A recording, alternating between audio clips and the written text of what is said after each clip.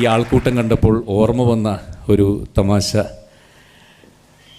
കല്യാണം കഴിഞ്ഞപ്പോൾ ഭാര്യ എൻ്റെ അടുത്ത് ചോദിച്ചു, കോളേജിൽ പഠിക്കുന്ന കാലത്തോ എപ്പോഴെങ്കിലും മറ്റേതെങ്കിലും കുട്ടികളുമായിട്ട് പ്രേമോ അങ്ങനെ എന്തെങ്കിലും ഉണ്ടായിരുന്നോ എൻ്റെ അടുത്ത് ചോദിച്ചു. അപ്പം നമ്മൾ ഈ ആണുങ്ങൾ ബുദ്ധിയില്ലാത്തവർ ഇതൊക്കെ തുറന്നു പറയും, അവർക്ക് എന്തെങ്കിലും ഉണ്ടെങ്കിൽ പറയുകയില്ല.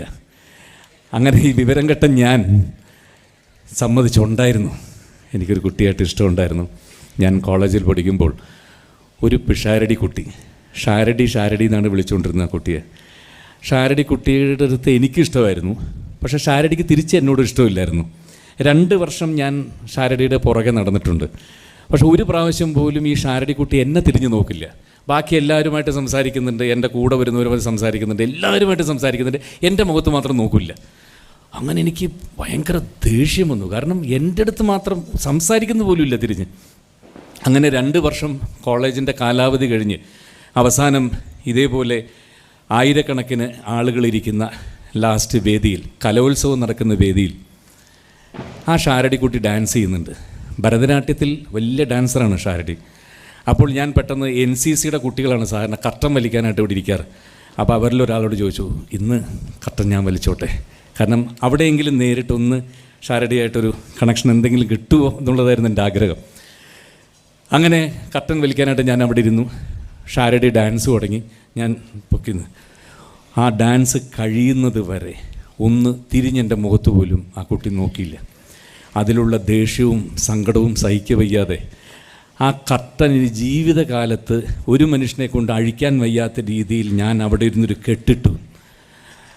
ഷാരടി ഡാൻസ് കഴിഞ്ഞു. അപ്പോൾ ഡാൻസ് കഴിഞ്ഞ് ഭരതനാട്യത്തിൻ്റെ ഇങ്ങനൊരു പോസിലാണ് ഷാരടി നിന്നത്, ഒറ്റക്കാലിൽ. കർട്ടനിടുന്ന ആൾക്കാർ പറഞ്ഞുകൊണ്ടിരിക്കുന്നുണ്ട്. കർട്ടനിടാൻ വേണ്ടി ഷാരടി ഇങ്ങനെ നിൽക്കുക.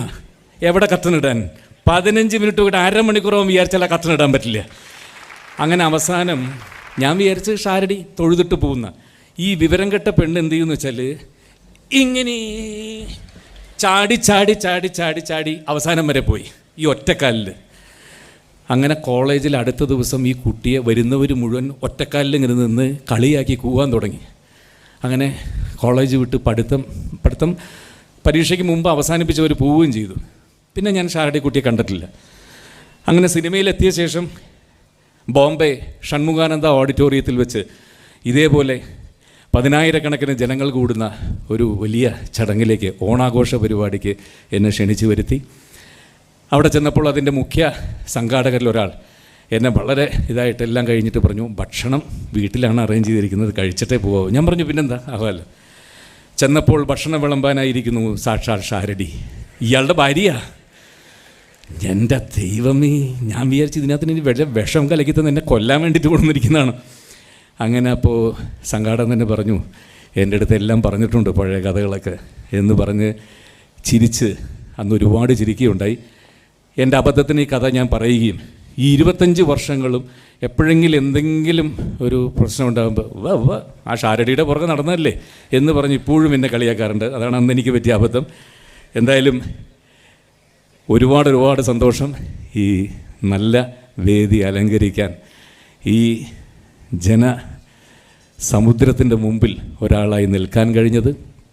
അടുത്ത വർഷം ഇതേ വേദിയിൽ ഇതിൻ്റെ ആദ്യ ദിവസം ഒരു മേളപ്രമാണിയായി നിൽക്കാനുള്ള ഭാഗ്യം എനിക്കുണ്ടായിട്ടുണ്ട്.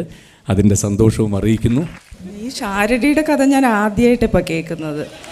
സത്യം പറഞ്ഞാൽ എനിക്കറിയില്ല. കണ്ണൻ എൻ്റെ അടുത്ത് ഇരുന്ന് ചോദിച്ചു, ഇത് സത്യമാണോ അമ്മ?